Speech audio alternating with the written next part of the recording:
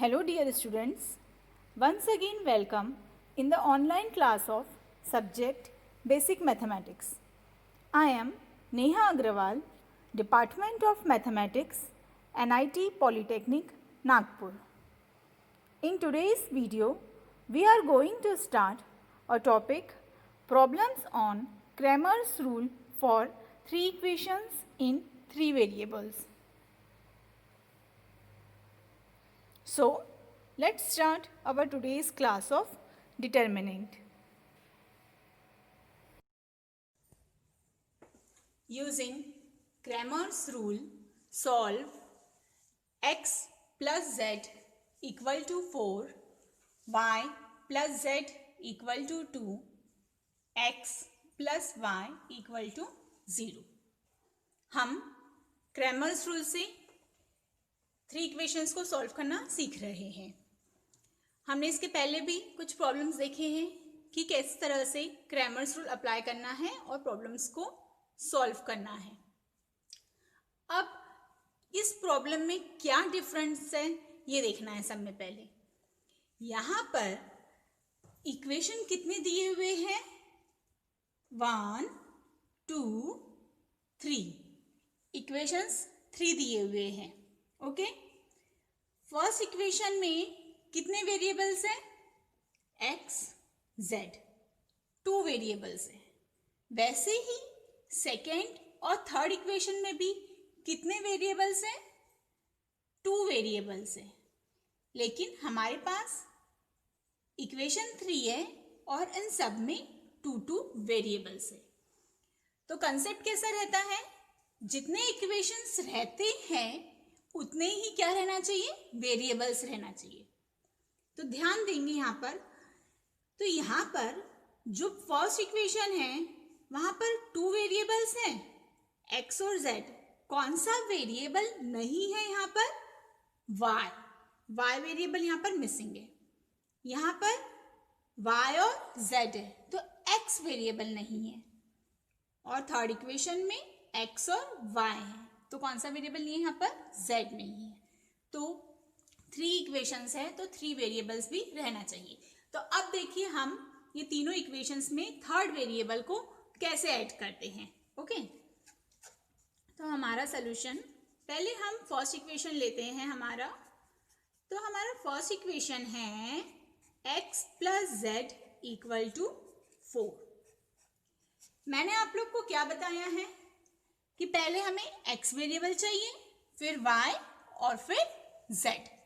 तो पहले x तो दिया हुआ है, वो जैसे का वैसा लिखेंगे।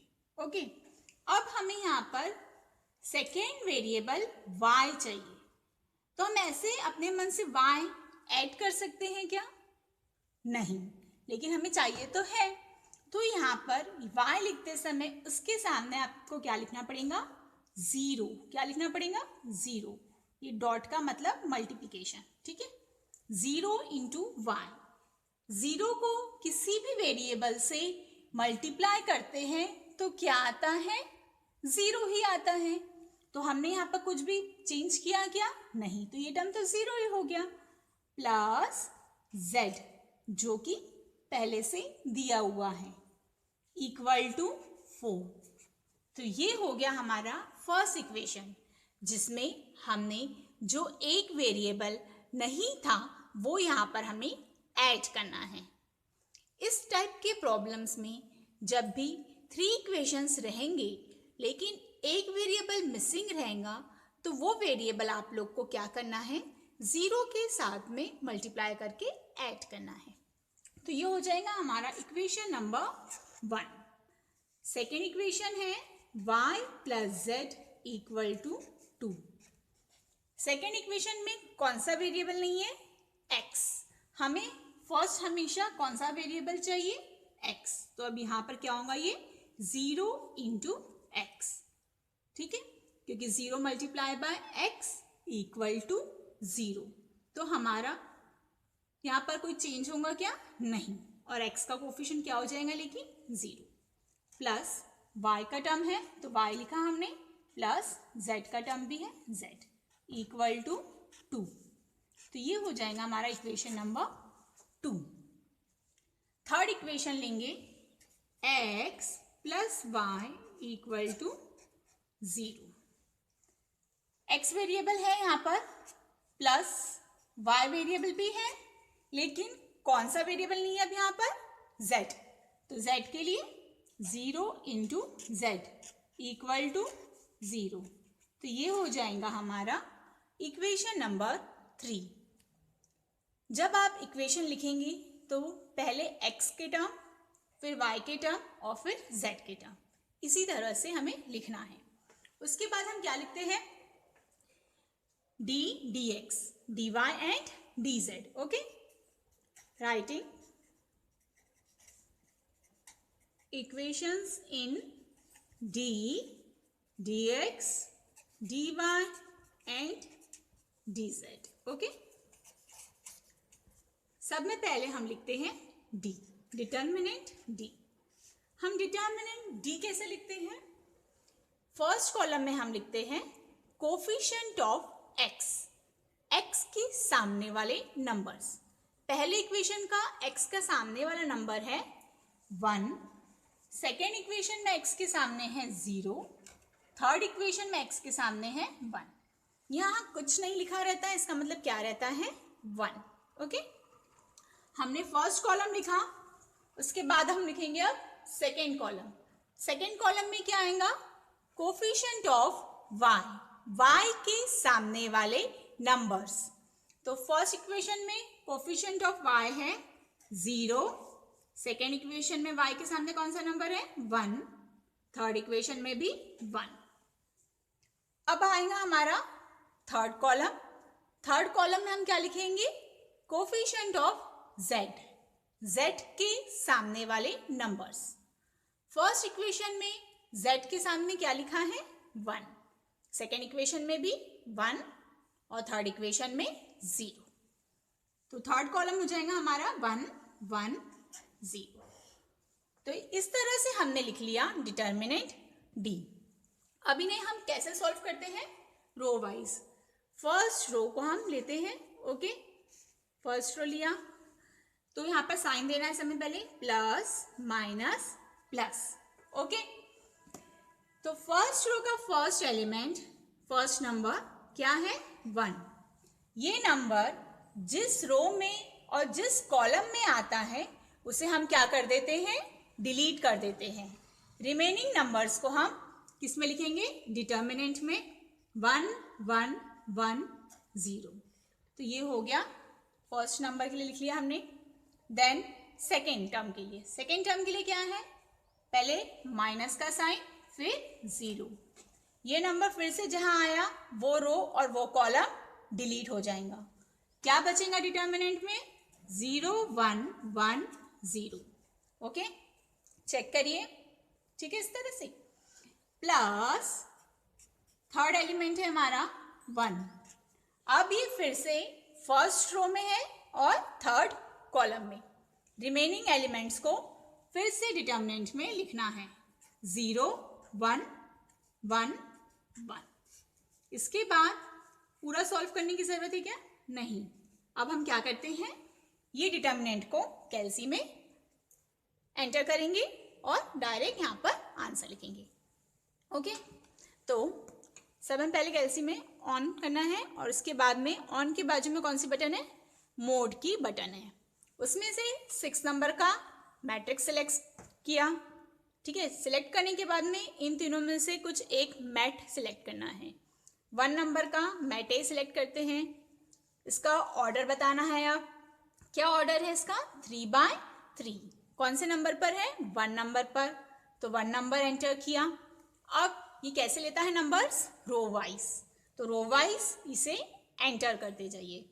फर्स्ट रो का फर्स्ट नंबर क्या है? 1 इक्वल टू का sign, second number 0 equal to का साइन, फिर थर्ड नंबर 1 इक्वल टू का साइन। फर्स्ट रो के नंबर्स को एंटर कर दिया। अब सेकेंड रो पर आइए। सेकेंड रो का फर्स्ट नंबर है 0 इक्वल टू का साइन, 1 इक्वल टू का साइन, फिर से 1 इक्वल टू का साइन। फिर थर्ड रो का फर्स्ट नंबर क्या है? 1 इक्वल टू का साइन, 1 इक्वल टू का साइन और फिर यहाँ पर क्या है थर्ड नंबर 0 इक्वल टू का साइन। ये होने के बाद कौन सी बटन प्रेस करना है? AC की। कौन सी? AC। उसे प्रेस करने के बाद हमें प्रेस करना है शिफ्ट और 4 नंबर की बटन। अब इसमें से हमें क्या सिलेक्ट करना है? इसमें हमें पहले अब डिटर्मिनेंट सिलेक्ट करना है। तो डिटर्मिनेंट कौन से नंबर पर है? 7 नंबर पर। 7 नंबर प्रेस करने के बाद हम फिर से क्या दबाएंगे? शिफ्ट और 4 नंबर की बटन। इसमें से हमने कौन सा मैट लिया था? मैट A लिया था। वो कौन से नंबर पर है? 3 नंबर पर। तो 3 नंबर की बटन प्रेस करेंगे और ब्रैकेट को कंप्लीट करेंगे और उसके बाद हम क्या दबाएंगे? इक्वल टू की बटन। तो हमारी डी डिटर्मिनेंट डी का आंसर क्या आया है? -2। तो हम यहां पर लिखेंगे इक्वल टू -2। ये हो गया हमारा डिटर्मिनेंट डी। इसके बाद हम क्या लिखेंगे? Determinant dx, dy and dz। अब हम क्या लिखेंगे? dx। dx लिखने के लिए हम क्या देखते हैं? डिटर्मिनेंट डी देखिए पहले। ओके, क्या करना पड़ता है? dx कैसे लिखते हैं हम? डिटर्मिनेंट डी का फर्स्ट कॉलम हटा देना है इस तरह से। ओके, फर्स्ट कॉलम के नंबर नहीं लिखना है। इसके बदले हम क्या लिखते हैं? जो हमारे 3 इक्वेशन हैं उसमें जो राइट हैंड साइड में कांस्टेंट नंबर है वो हमें कहाँ लिखना है? फर्स्ट कॉलम में। कब? जब हम dx लिखेंगे तब। तो फर्स्ट कॉलम में हो जाएगा हमारा 4 2 0। इक्वेशंस की पोजीशन को चेंज नहीं करना है। जो इक्वेशन फर्स्ट है वो फर्स्ट रहेगा, जो सेकंड है वो सेकंड और जो थर्ड है वो थर्ड। सेकंड और थर्ड कॉलम डिटर्मिनेंट डी में से देख के लिखना है, जैसे का वैसा। क्या हो जाएगा ये? 0 1 1 1 1 0। उसके बाद हम लिखेंगे dy। dy कैसे लिखना है? फिर से डिटर्मिनेंट डी को देखिए। dy लिखते समय डिटर्मिनेंट डी का सेकेंड कॉलम नहीं लिखेंगे। सेकेंड कॉलम को इस तरह से छुपाएंगे आप लोग, ठीक है? हटाना है, डिलीट करना है। इसके बदले हम लिखते हैं इक्वेशन में राइट हैंड साइड में जो वैल्यू आई है वो। पहले फर्स्ट कॉलम जैसे का वैसा लिख लीजिए, फिर सेकेंड कॉलम के बदले राइट हैंड साइड की वैल्यू लिखेंगे 4 2 0 और थर्ड कॉलम जैसे का वैसा। इसके बाद हम लिखेंगे dz। dz किस तरह लिखते हैं हम? डिटर्मिनेंट d का अब थर्ड कॉलम हटा देना है, फर्स्ट और सेकेंड कॉलम जैसे का वैसा। तो पहले फर्स्ट कॉलम लिख लेते हैं 1 0 1 0 1 1। थर्ड कॉलम डिटर्मिनेंट d का नहीं लिखेंगे, उसे हटा देंगे। उसके बदले इक्वेशन में राइट हैंड साइड में जो वैल्यू आई है वो वैल्यू लिखना पड़ता है 4 2 0। तो इस तरह से पहले हम तीनों डिटर्मिनेंट लिख लेंगे, dx, dy एंड dz। अब सबसे पहले हम डिटर्मिनेंट dx सॉल्व करते हैं। तो फर्स्ट रो सिलेक्ट करेंगे डिटर्मिनेंट dx का और इन्हें साइन देना पड़ता है। तो फर्स्ट कौन सा साइन आता है? पहले plus minus plus. Okay, plus minus plus. तो फर्स्ट रो का फर्स्ट नंबर क्या है? 4। ये 4 जहां पर आएगा वो रो और वो कॉलम डिलीट हो जाएगा। रिमेनिंग नंबर्स को हम डिटर्मिनेंट में लिखेंगे 1 1 1 0। ओके, उसके बाद सेकेंड नंबर के लिए कौन सा साइन है? माइनस का, -0। अब ये 0 कहाँ आया है? फर्स्ट रो में, लेकिन सेकेंड कॉलम में। तो इस तरह से इसे डिलीट कर देंगे और रिमेनिंग एलिमेंट्स को फिर से हम डिटर्मिनेंट में लिखेंगे। इनकी पोजीशंस को आप चेंज बिल्कुल भी नहीं करेंगे। पहले 2 0 लिखा है तो पहले 2 और 0 और फिर बाद में 1 0। इसके बाद कौन सा साइन है? थर्ड एलिमेंट के लिए प्लस का, तो +1। अब ये कहाँ आया है, फिर से फर्स्ट रो में और थर्ड कॉलम में। ओके, इसे हटा दिया, रिमेनिंग नंबर्स को फिर से डिटर्मिनेंट में लिखेंगे, तो ये हो जाएगा 2 0 1 1। ओके, अब इन्हें सॉल्व करना है, तो इन्हें हम कैसे सॉल्व करते हैं, कैलसी से सॉल्व करते हैं। तो ये आप ट्राई करेंगे खुद, ठीक है। अभी मैंने आप लोगों को बताया कैसे एंटर करते हैं ये नंबर। ओके, ये नंबर्स को एंटर करेंगे और आंसर चेक करेंगे। क्या आंसर आता है dx का, dx की वैल्यू आएंगी -2।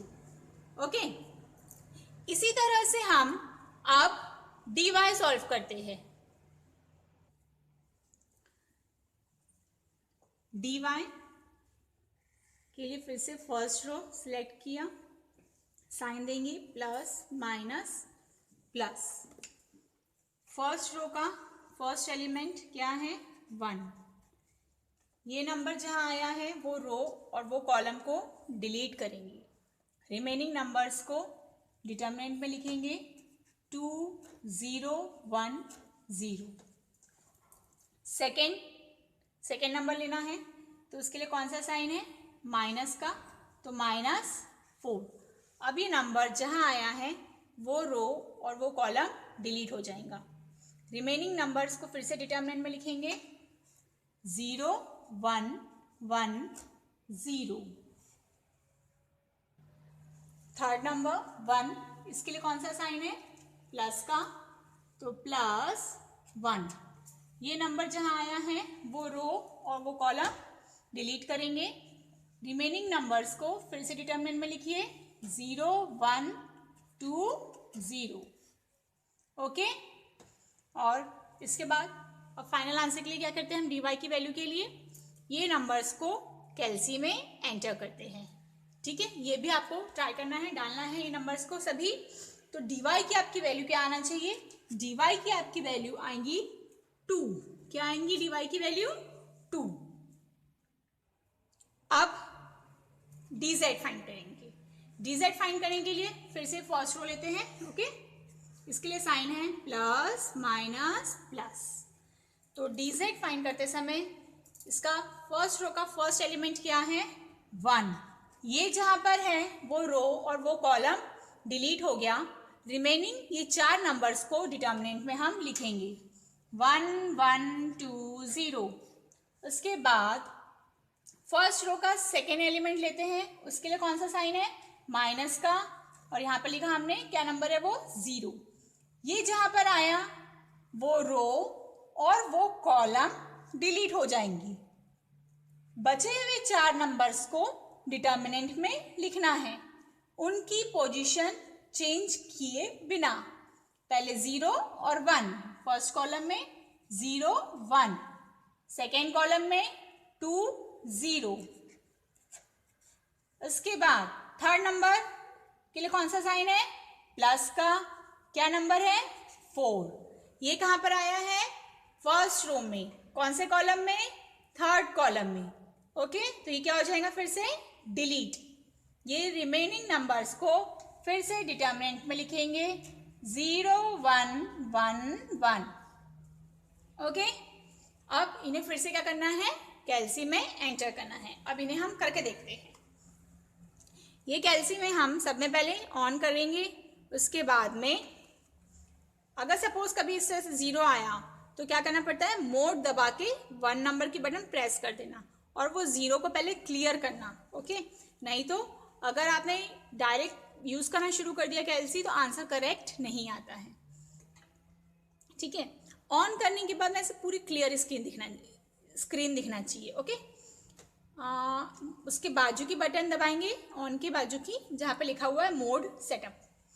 इसमें से 6 नंबर का मैट्रिक्स सिलेक्ट करेंगे, तो 6 नंबर की बटन प्रेस किया। इनमें से कोई भी एक मैट सिलेक्ट करेंगे, जो भी सिलेक्ट करना है। तो मैटे 1 नंबर पर है तो 1 नंबर की बटन प्रेस किया।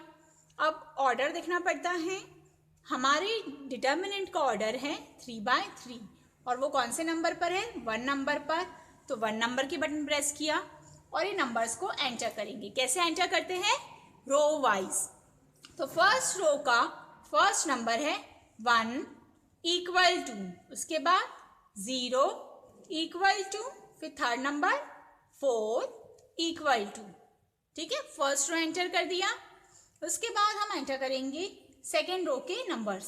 सेकेंड रो का फर्स्ट नंबर है 0 इक्वल टू, सेकेंड नंबर है 1 इक्वल टू और 2 इक्वल टू। अब थर्ड रो का फर्स्ट नंबर है 1 इक्वल टू, फिर से है 1 इक्वल टू, फिर थर्ड नंबर है 0 इक्वल टू। पूरे नंबर्स एंटर करने के बाद क्या दबाना है, जहां पर लिखा हुआ है AC, ये बटन प्रेस करना है। उसके बाद ये बटन जहां पे लिखा हुआ है शिफ्ट, और फिर 4 नंबर की बटन। इसमें से क्या सिलेक्ट करोगे, 7 नंबर का डिटर्मिनेंट। कौन सी बटन दबाना है, 7 नंबर की बटन दबाएंगे पहले, जहां फिर क्या लिखकर आ जाएगा DET, डिटर्मिनेंट। उसके बाद में फिर से दबाएंगे शिफ्ट और 4 नंबर की बटन। कौन सा मैट लिया था, मैट A। कौन से नंबर पर है, 3 नंबर पर, तो 3 नंबर की बटन प्रेस करेंगे। ब्रैकेट को याद से कंप्लीट करेंगे, ठीक है, क्लोज करेंगे, और उसके बाद में इक्वल टू की बटन दबाएंगे। तो क्या आया यहाँ पर, -6। क्या आया, -6। ये किसकी वैल्यू है, डिटर्मिनेंट DZ की। ठीक है, तो DZ की वैल्यू आ गई है -6। इसके बाद हम क्या लिखते हैं, इसके बाद हम क्रैमर्स रूल अप्लाई करते हैं। देन बाय क्रैमर्स रूल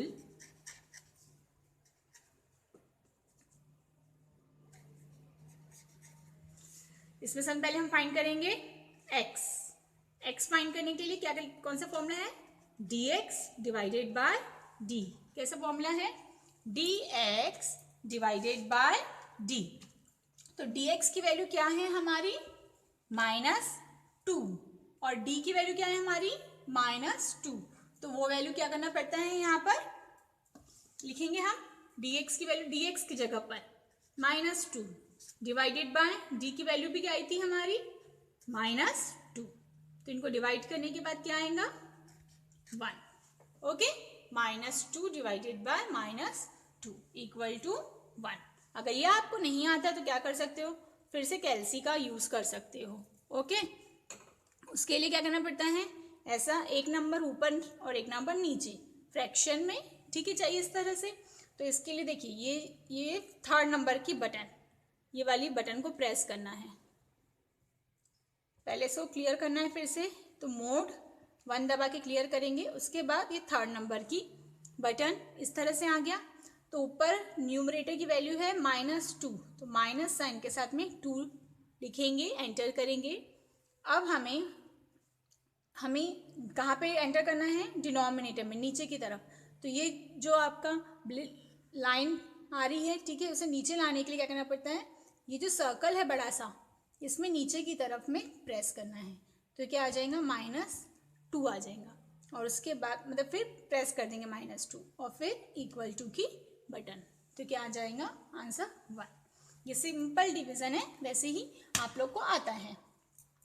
इसके बाद हम फाइंड आउट करेंगे dy कैसे फाइंड करते हैं, सॉरी y कैसे फाइंड करते हैं, dy डिवाइडेड बाय d करके। dy की वैल्यू है 2 और d की वैल्यू है -2। क्या आएगा इसका आंसर, यस, -1 आ जाएगा इसका आंसर। ओके, इसके बाद हम फाइंड करेंगे z फाइंड करेंगे, z। तो उसके लिए हमारा फॉर्मूला क्या है, dz। ठीक है, z फाइंड करना है, dz नहीं, dz हमने फाइंड कर लिया है। z फाइंड करते हैं, फॉर्मूला अप्लाई करते हैं, dz बाय d। तो dz की वैल्यू क्या है, -6, और d की वैल्यू क्या है हमारी, -2। तो z इक्वल टू क्या आ जाएगा, 3। z इक्वल टू क्या आ गया हमारा, 3। ओके, तो हमें x, y और z तीनों की वैल्यू मिल गई। Therefore, solution is x, y, z equal to x की वैल्यू 1, y की वैल्यू -1, कॉमा z की वैल्यू 3। ओके, इस तरह से क्या करना है, ये प्रॉब्लम को सॉल्व करना है। ओके, कोई ज़्यादा चेंज नहीं है, सिर्फ इक्वेशन में स्टार्टिंग में सिर्फ अगर 2 वेरिएबल है और थर्ड वेरिएबल को एंटर करना है तो वहाँ पे 0 लगा के हमें एंटर करना है, और सेम वही स्टेप हमने फिर से फॉलो किए जो इसके पहले भी हम क्रैमर्स रूल सॉल्व करते समय कर चुके हैं। ये असाइनमेंट है, इन्हें आप लोग को सॉल्व करना है और आंसर दिए हुए हैं, यहाँ पर आंसर चेक करना है। तो सेम वही स्टेप फॉलो करते जाइए जो कि मैंने अभी आप लोग को बताया है। यहाँ पर x और y ये 2 वेरिएबल है, z वेरिएबल नहीं है, तो उसके लिए 0 इंटू जेड करके एंटर करेंगे। यहाँ पर 0 इंटू एक्स, यहाँ पर x बाद में लिखा है तो x को पहले लिख लेंगे, फिर y वाला वेरिएबल तो y उसके लिए 0 इंटू वाई और फिर z variable plus z equal to 4। उसी तरह से सेम सभी में करते जाना है। ओके, और यहाँ पर सबके आंसर भी दिए हुए हैं, ये आंसर आप लोग को चेक करना है।